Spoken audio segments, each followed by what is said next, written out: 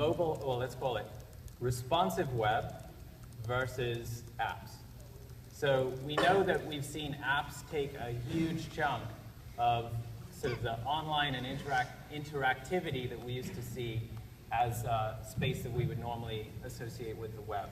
So we've seen kind of the web versus app play out, and the question for the panel is, what does responsive do to the debate of web versus app? And what's it doing now, and what can we expect in the future?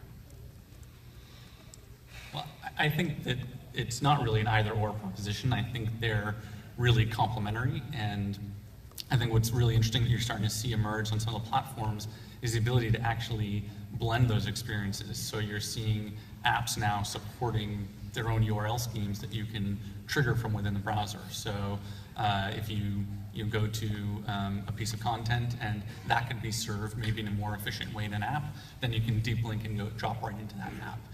And I think Android does a really good job of this, of breaking things down into really modular elements and with their intents, and you can move back and forth pretty seamlessly between that app and that web experience, and iOS is starting to catch up there. Yeah, I would say responsive at least gave web a chance, because if you had a pinch to zoom for every form, nobody would ever do it. So, you know, responsive certainly gives it a chance, and you know, I was kind of complaining about the processing power of these devices, but as that continues to grow and as JavaScript speeds continue to get better in the engines, then the apps, the websites are going to be able to do more and handle some of that stuff. Like a lot of our clients like the native, just like nice touches of going screen to screen on a native app versus a web, but as those things get evened out by better processing speed and just efficiency, performance of the engines, they'll catch up. Well, and I think it's two things. It's the fact that, I mean, how many of you in the audience have got, just looking at your phones, don't do it right now, but you know, you've been looking at your phones a lot here at South by. You've seen at least one app that you haven't touched or opened in 90 days. Yeah, don't be bashful. I mean, there is a certain thing about where the web is headed and our ability to have the information we need. Most of us keep our location settings on all the time now. We stopped about 6 to 8 months ago going to websites that said, hey, can we have your location information? You don't see that as much anymore.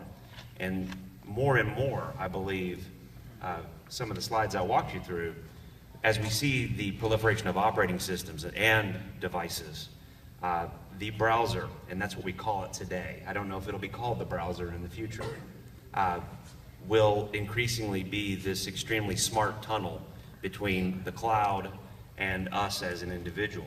I think that we all rushed into having a lot of apps right now, and I totally agree with you, Chris, right now. It's not an either-or proposition necessarily.